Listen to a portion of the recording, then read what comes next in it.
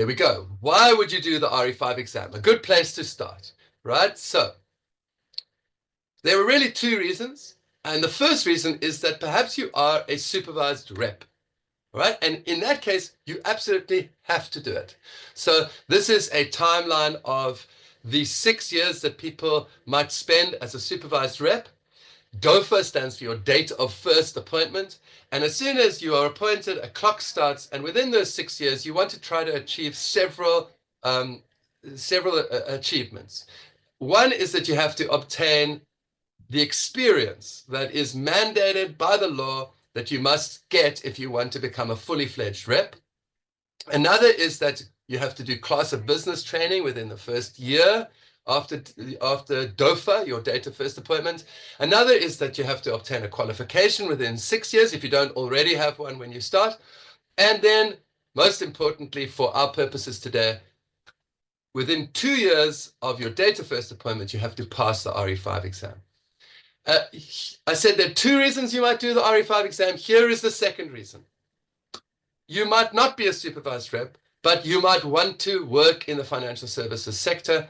And it is a very helpful thing to put on your CV to be able to say, look, I am not just capable of passing the RE5 exam, I have passed the RE5 exam. It's a way to prove to a future employer that you really have what it takes to be successful in their business. Okay, so let's get back to these 7 steps, right? And I'm going to go through each of these 7 steps with you today. And yeah, let's start with the first one. Becoming familiar with the role players, right? So that's something I want to spend a little time on here. At Skillfully, we've developed a system where we use different proudly South African mammals to represent the different role players, because it's quite easy to get a bit confused as to who is who. It's a common way to make a mistake in the exam as you read the word product supplier and you think the word financial services provider, and you kind of you answer wrongly because you're thinking about the wrong character. So we try to set up these characters quite clearly in your mind using these mammals. And this is a honey badger, which represents a client for us. Now, of course, a honey badger wants to find honey. A client wants to find a financial product. And the people who make financial products are called product suppliers, right? And we obviously represent them with a beehive because beehives make honey for that client to consume. Okay, I hope you get the analogy here. Now, here are some examples of some product suppliers. Some of them you will have heard of. No doubt you've heard of Old Mutual. I think it is the biggest insurance company in Africa, last time I checked. There's another name here that you probably recognize, which is Outsurance. But then there are other product suppliers. These are just insurance companies, but there are product suppliers of all kinds of financial products that you won't have heard of. And so that just is a little taste of what product suppliers are. This is also something we try to do it skillfully, is actually not just keep this stuff feeling quite theoretical and abstract, but we want to place it in the real world. So now, hopefully, you've got a picture of that beehive representing the product supplier, a company like Old Mutual that sells life insurance products. Okay, now, it is absolutely possible for a client to go directly to the product supplier, for the honey badger to climb the tree and to grab the honey for itself, right? But often, they need help. And in the world of financial services, in order to help the client obtain those financial products or to make decisions about financial products, the entity that gives them advice or gives them help of some sort is called a financial services provider. We often shorten that to FSP, and they render financial services to clients for a particular set of financial products. That word financial services is important. That's what a financial services provider provides, of course.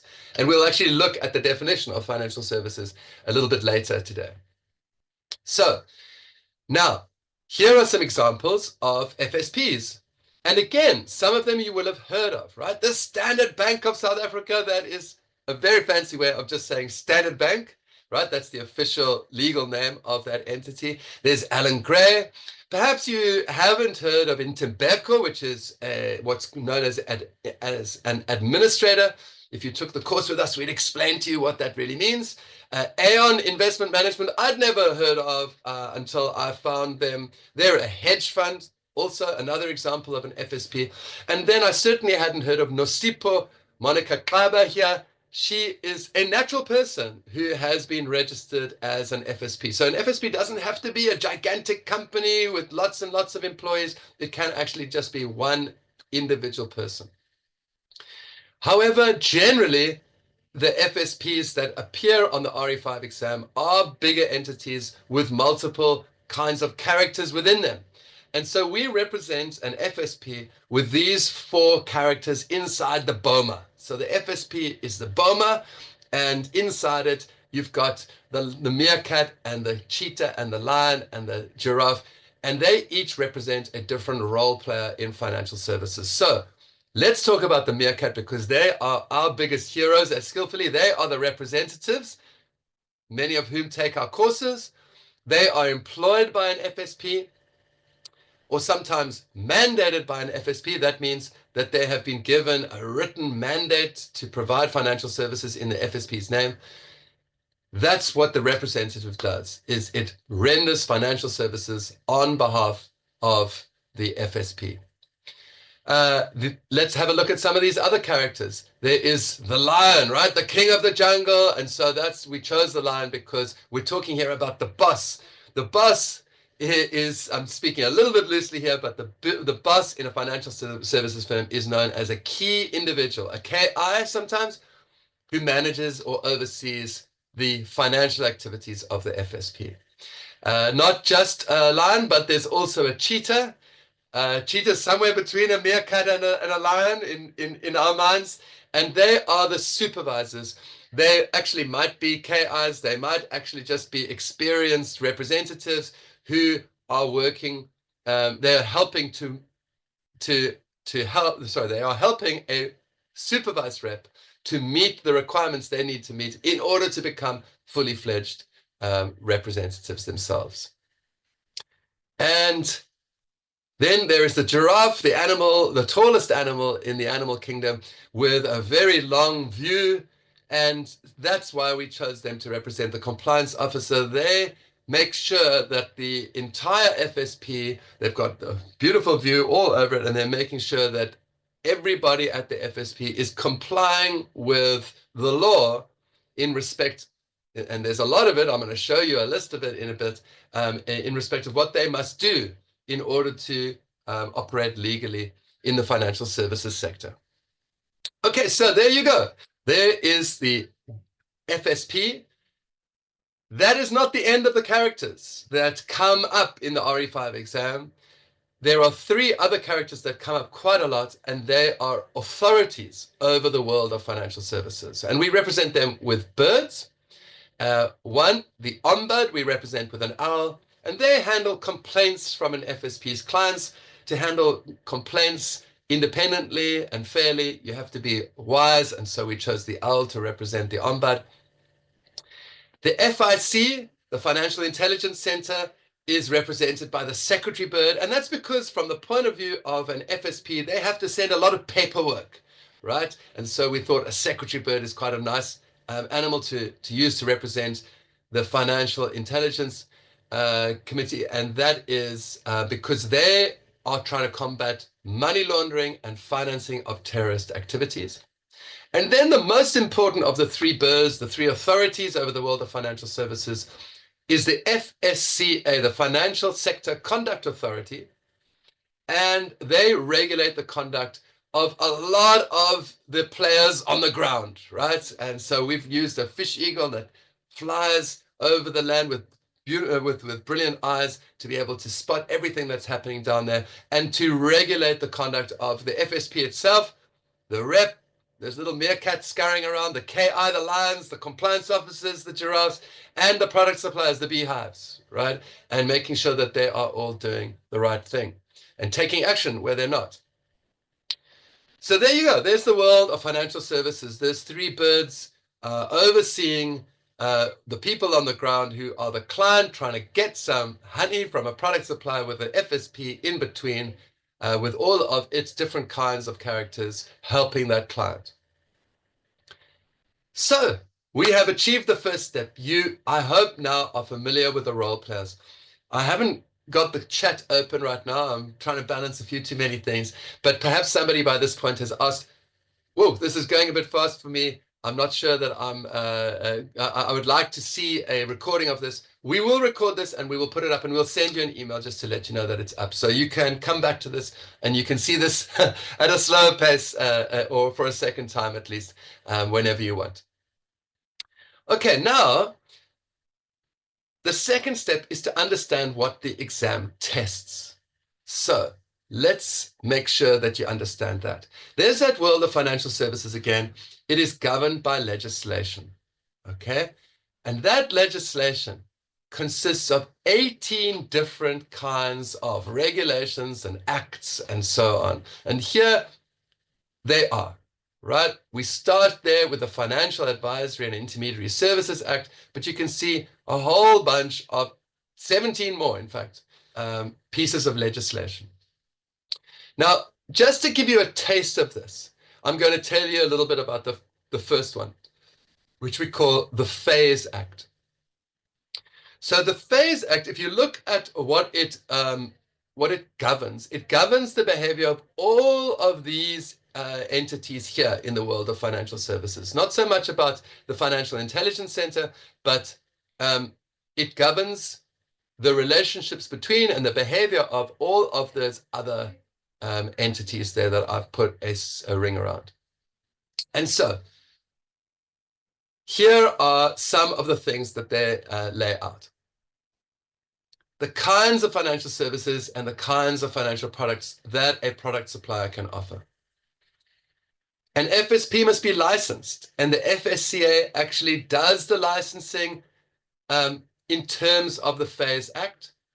And in fact, you can lose your license as an FSP by having it being suspended or withdrawn. That's also governed by the FASE Act.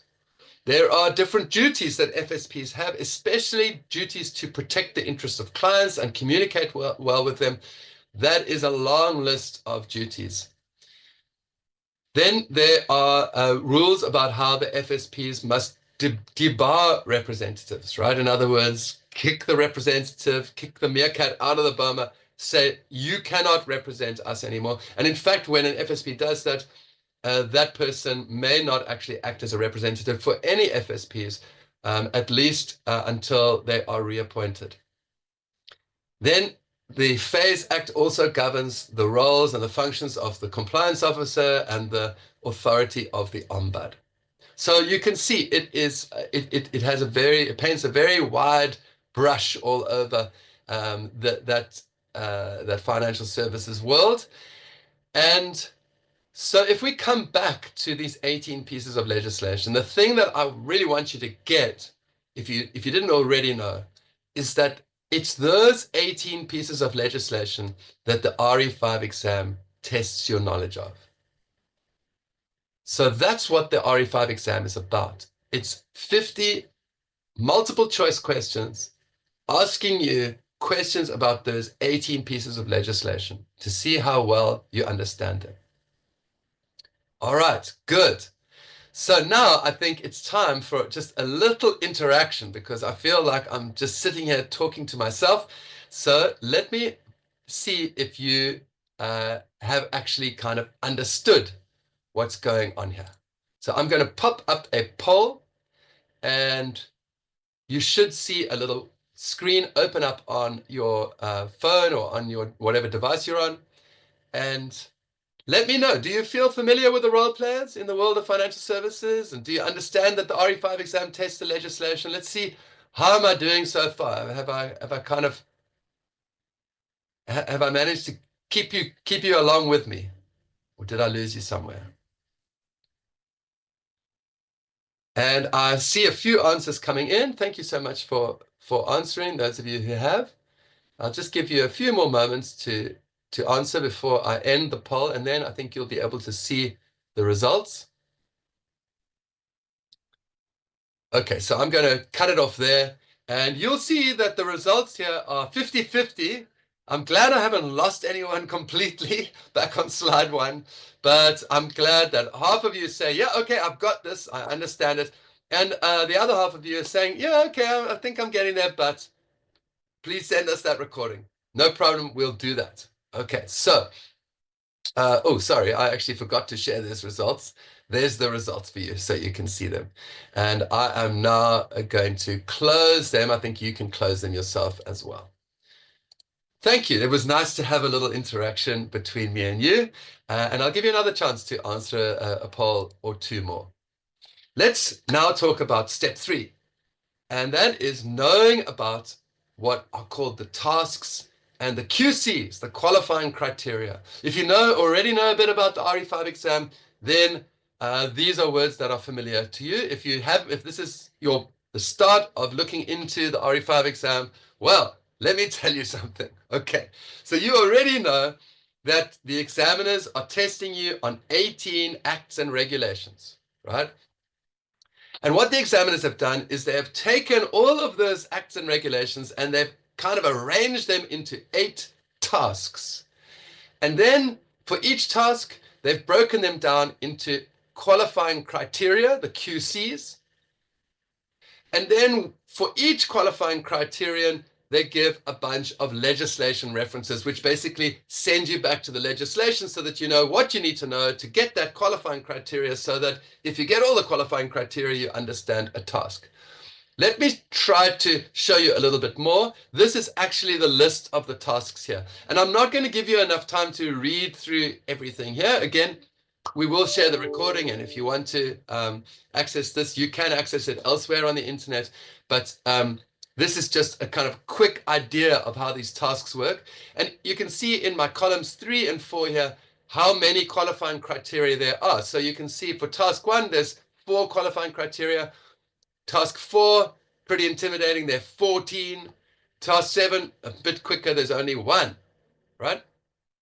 And if you add up all the legislation references that are made in those qualifying criteria, you see task 4 is definitely intimidating, 93 legislation references, and you can see all those other ones there. So that just gives you a sense of it, and I want to give you even more of a sense by just digging down into task 1. Here's task 1. Remember, it's to demonstrate understanding of the Phase Act as a regulatory framework, right? So that's the act we just kind of looked at the big picture of. And there are those 4 qualifying criteria, right? If we just look at the 4th one, let's say, that's to describe the role and function of the compliance officer, right? So the examiners are saying, you need to be able to do that. And if you're going to do that, the way to do that is to know these pieces of legislation over here, right? It actually turns out to, I think, be something 1, 2, 3, 4, 5, 6, 7, 8, 9, 10, about 10 bits of legislation, right? 4 of them from the Phase Act and so on. So that is just one of the qualifying criteria. And let me try to illustrate it for you, because I want to show you how complex this is. The point of these illustrations I'm going to give you now and on the next slide is that it's complex, right? So if that's all you understand from it, then you've understood what I want you to. But here is, say, the Phase Act, and there are those 4 sections, right? Oh, and there's a couple more sections in the Phase Act I actually missed there that you need for qualifying criteria 4 of task 1, right? You also need some of the Reg 5 parts of the phase regulations, and you need a section from the General Code of Conduct. All of those are the legislation references that you have for qualifying criteria 4, bearing in mind that there's also qualifying criteria 1 and 2 and 3, which you need to understand to be able to say that you actually have gotten task 1 under your belt. Okay, now just think about how that's only one task, right? If I take that image and I just kind of represent it without all the words, it's the same image just without the words. just think about how much more there is, because each of those other qualifying criteria, they reference the Phase Act. They also reference other acts, other pieces of legislation, right? And that's just one task, right? There are 8 tasks. They each have their own qualifying criteria. Each of those qualifying criteria then have legislation references to what adds up to these 18 pieces of legislation that I'm putting around the edge of this slide. And all of those are in this kind of real wriggly worm of legislation references going to different qualifying criteria. So as I said, the main point here is this is complicated stuff. It's quite hard to even know where to start, right? Greg and I, when we started down the road of RE5, had this feeling of like, oh my goodness, how do we actually wrestle this beast into something that we can really understand? Now, something else you have to do, I think, to really get an appreciation for what it takes to pass the RE5 exam is you actually have to look at some legislation as well. So why don't we try doing that? Okay, and I promised you that we'd talk a little bit about what this term financial services means. Let's just try as an experiment having a look at the legislation to work out what financial services means. Okay, so I'm going to switch over to our website where you can find all of the legislation. That's a free service we offer to the public. So the way to do it is you go to news, and we always keep a news item quite near the top. It's got an obvious name. Here it is, examinable material for RE5. Click that, and then you can read this little paragraph later. But basically what you've got here is a list of all of those 18 pieces of legislation. So if you wanted to, you could start reading after this session, start up here and get all the way to the bottom. And then if you could remember everything, you'd be ready for the RE5 exam. But let's just start trying to figure out what financial services means. Now, here's the Phase Act. Okay, exciting stuff. Every act starts with definitions. So if you click number 1, it'll take you straight down, hyperlinked to the definition section. And remember, we're trying to find out what financial services means. So let's actually go to F. Here we go. Oh, look, this is going to be easy. It's a nice short definition. Let's read it together. Maybe I should make it a little bit bigger, make it a little bit easier for you to read. There we go. Financial service means any service contemplated in paragraph A, B, or C of the definition of financial services provider, including any category of such services. Oh dear. Okay, we thought it was going to be easy because it was just one little sentence, but actually it just basically sends us to the definition of financial services provider. Okay, well, what's good about that is it's right here. So that means any person other than a rep who, as a regular feature of the business of such person, furnishes advice, or furnishes advice and renders an intermediary service, or renders an intermediary service. Okay, that's fine, and that's also quite short, but the problem is we don't really know what advice means, and we don't really know what intermediary service means. So we're going to have to look for those. Now, a nice thing about these acts is that they do define a lot of different things, and you can see here that advice is defined. But now our heart begins to pump fast, because look at this. This is complicated, right? I don't have time in this session to read all of these words to you, but you can see it's complicated, right? Not just that, let's go and have a look at intermediary service. Remember, that's the other part of what it means to be a financial services provider. And that's actually even more complicated, even longer. And if you notice here, there's a little reference to subsection 3. When you go and have a look at subsection 3, oh my goodness, here, look, advice does not include these things.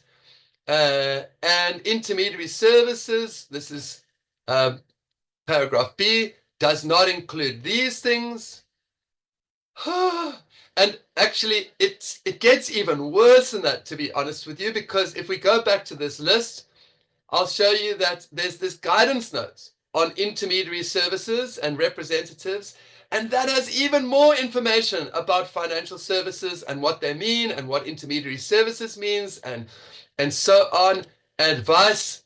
And then there's even more about all sorts of things and gets into the detail about furniture and motor car dealers. there's just a heck of a lot of information when all we did was we just asked a simple question: what does financial services mean? Okay, we asked that question, and what did we experience? Well, we experienced a long and winding road from the FASE Act, Section 1, to the definition of financial services, the definition of FSP, the definition of advice, the definition of intermediary services, Section 3, where we're told what advice and intermediary services are not, and then that guidance note as well. My goodness me, it is quite a kind of, as I said before, a wriggly worm. Okay. The legislation is in disconnected sections. It doesn't have real world context for you, so it's quite hard to understand what it means. It's very long and wordy. It's written by lawyers who speak a language we like to call legalese. It's incredibly detailed. It's full of tricky exceptions.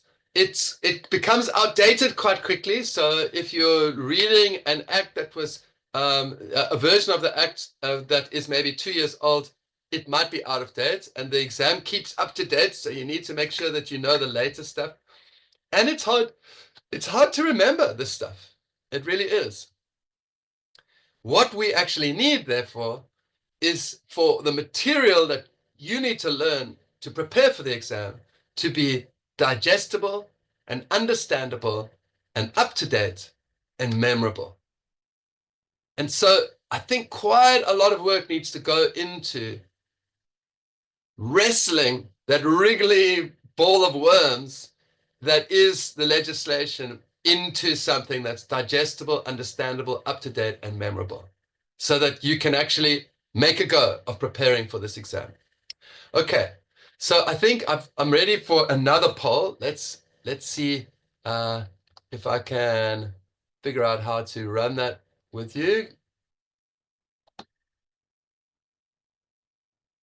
So sorry guys, a little delay here while I get myself sorted. And okay, I'm going to pop up this next poll for you.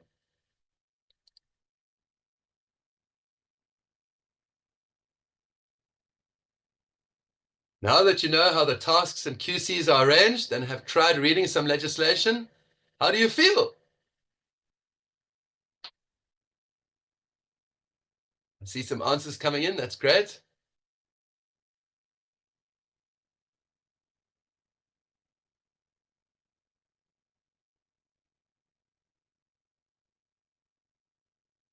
Okay, I will end the poll and share the results with you, and we can just see that, yeah, I have to say, you guys, I'm surprised, because I would never at this point myself, if I were in your shoes, say, oh, I'm chill, this will be easy.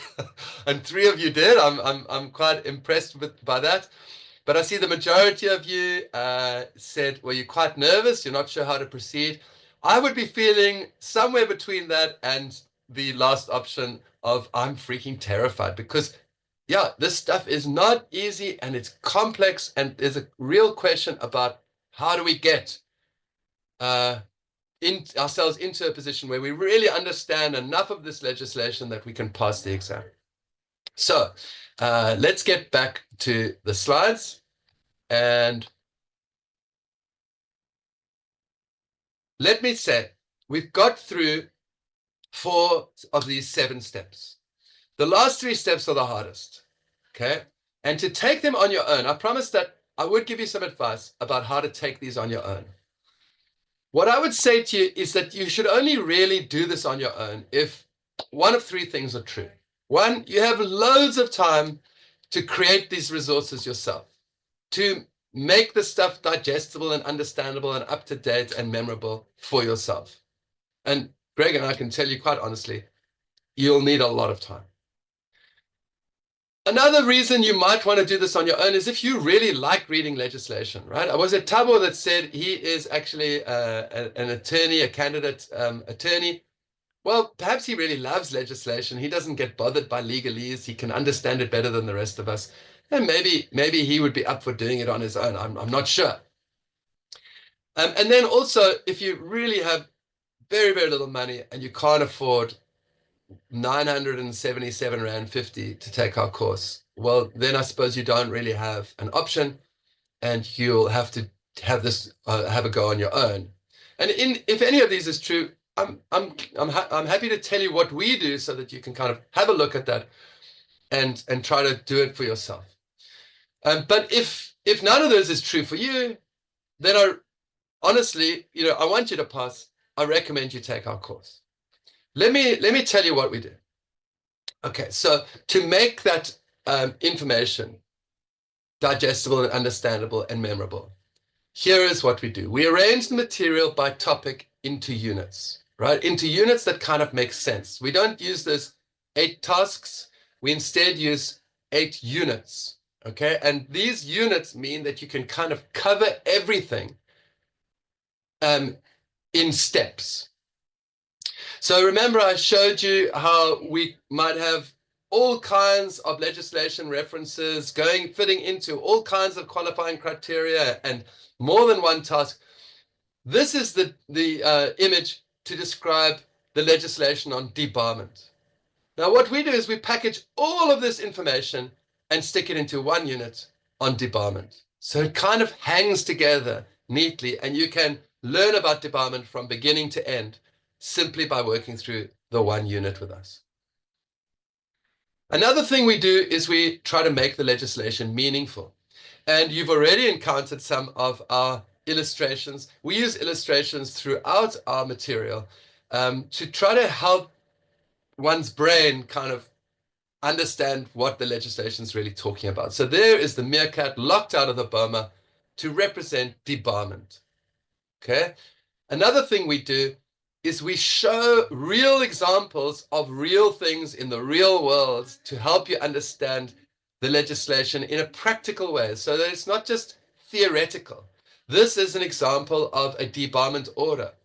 Some poor person whose name I've blocked out here is prohibited for a period of 10 years from providing or being involved in the provision of all financial products or financial services, and so on. They are no longer allowed to practice as a rep.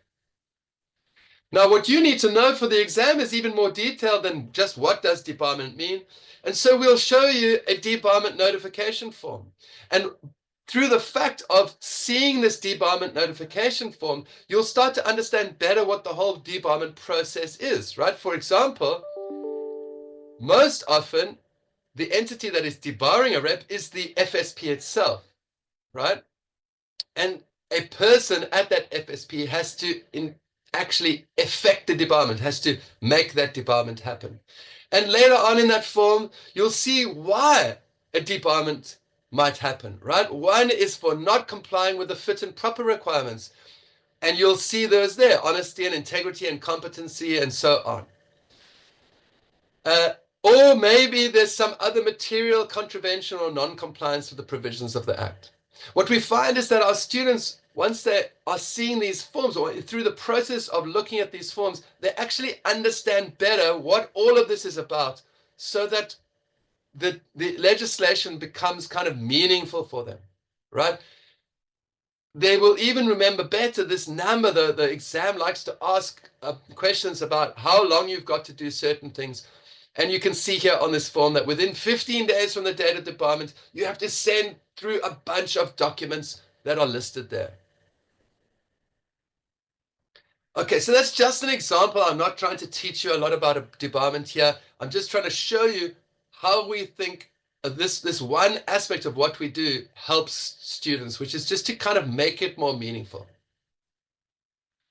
We also summarize the legislation massively because, as I said before, it's very long and wordy, and we translate it into English from legalese, right? And so we looked at the financial services definition earlier, right? So instead, if you're a student with us, instead of reading through that legislation, and as you saw it there on our website with all of those different kind of cross references and having to page up and scroll down and all that stuff, move between different pieces of legislation, what we do is we represent the whole story with a few slides, with some nice diagrams, just to really help you understand what's going on there. Right? So these are our 3 slides on what financial services means. It is detailed because you have to know the meaning of the legislation to pass the exam. But it's just so much easier to understand. Jabulani, I see you taking a photograph. That's great. I'm glad. Right? Good luck. Good luck to you working through it. So it'll make sense, right? That's what we're trying to do. Establish broad principles to shortcut a lot of the details. So this is, there is a lot of detail in the RE5 exam, but some of it just follows the same theme, right? As a lot of the other stuff. So what we do, for example, is we show our students some broad principles. Here's a classic one, right? The legislation for financial services, the biggest aim it has is to protect clients, right, from some scammy financial services provider. But it doesn't require FSPs to go beyond what's reasonable. So that's a theme. Now, let me help you understand why understanding that theme will help you pass the exam. Let's say the question they ask you in the exam is this one. When giving the client information, which of the following is a rep required to do? And A says prioritize the interests of the FSP. Now, what do you think? Do you think that that conforms with this principle to protect clients? Well, no, it doesn't, right? Because prioritizing the interests of the FSP is not prioritizing the interests of the client, right? It means that sometimes you're going to actually harm the client's interests if you're only thinking about the FSP's interest. So that won't work. And the same thing is true of option B. Emphasize the maximum financial return that the client might earn from the relevant products. Imagine if the FSP is constantly going on about, oh, you must invest in this investment. You might double your money in the next 6 months. When that investment is a risky investment where they might also lose all their money in the next 6 months, right? The FSP cannot go on and on about the best case scenario, the maximum return, because that's not protecting the client, right? The client's protected if the FSP makes it very clear that they might lose their money as well, right? So both of these, we can just say, you know what, that can't be the answer. If you understand the broad principle, these things don't protect clients. What about D? I'm just going to jump to D. Repeat the information in a weekly communication to serve as a regular confirmation whether or not the information has changed. Well, now, if you look at the second part of the broad principle up here, that seems to go beyond what's reasonable, right? I mean, surely the legislation is not going to require the FSP to send out weekly communications to every client, even if the information hasn't changed. I mean, that's too much, right? And so that one actually goes too far in the other direction. It's not reasonable, which leaves you with C, right? Now, even if you didn't know that a rep is required to describe the fees in monetary terms, or if not possible, to describe the basis of the calculation, and all you know is that broad principle, well, then you can eliminate A, B, and D, and you can see that C is the only one that makes sense because it's the only one that conforms to that principle. That's the idea. And there are a lot of principles, broad principles in the legislation, and that's what we like to pick up on and help our students understand and how to use them to answer questions. We also highlight important exceptions. So this is an example of one of our reps who's fit and proper, right? They certainly look fit with that. I guess a meerkat has an 8-pack, not a 6-pack, but he's looking very fit. I don't know if he's very proper, but the point is that on this slide, we emphasize exceptions because the examiners like to test you about the examiners. Yes, reps must all complete CPD, but actually there's this 2 cases where you can be a rep and you don't have to do CPD. And we like to highlight that so it's really clear. We also use tables, like here's a nice table that summarizes. Jabulani, you probably want to take a photograph of this one. This is a nice table that's got all the information packed into one spot. And that tells you about how an FSP becomes an FSP and how it can lose its status. And that same is true for all the other characters there. Then there's the timelines that we like to put together. You saw a version of this timeline earlier. We put together a lot of timelines because the examiners like to ask you about how long you've got to achieve certain tasks, and so that's something else that we put together. And then I've kind of mentioned this already, but we like to use a lot of illustrations and visuals to help make the information more memorable to you as well as more meaningful. There's just two quick examples. I won't spend time on them because we don't have that much time until we have to say goodbye. So um, we've already talked about the problems with the legislation. What we are doing by taking all of these steps is we are arranging the units by topic. We're giving them real world context. We're making it concise, in other words, shorter, and we're making it plain study material written in simple English, focused on broad principles with exceptions noted. We keep up to date. You don't have to worry about that. We're all constantly checking for updates, and we provide loads of ways to help your memory work, because this stuff is hard for anybody's memory to kind of keep inside the brain before you write the exam. So that's step 5. Step 6, we also give a lot of help with developing your exam technique. So as we go through the questions in those 2 weeks, in those 2 days where we would see you, if you come and join us on the 13th and 14th of May, we have at least 80 questions that you'll do during those 2 weeks. Sorry, I keep saying 2 weeks. During those 2 days, where we will ask you. You can see here that 9 of our students in this particular question answered A, and that was correct. You can see the tick there. A couple of people got it wrong. We talk about why it's not B and D. And we help emphasize how to think through the answer and get the right answer as often as possible. And we also talk about strategy, because it's not just about knowing the information, it's also about knowing how to handle an MCQ scenario, right? When I say MCQ, I mean multiple choice questions. And so we give you a bunch of tactics and strategy. You can see here one of our slides on strategy about, how to work your way through the exam questions. And it really is true. I think it says it somewhere here on the slide. You can quite often answer a question correctly, even if you don't know all of the information, right? But you have to have the right strategy. And then, of course, you need to revise and practice.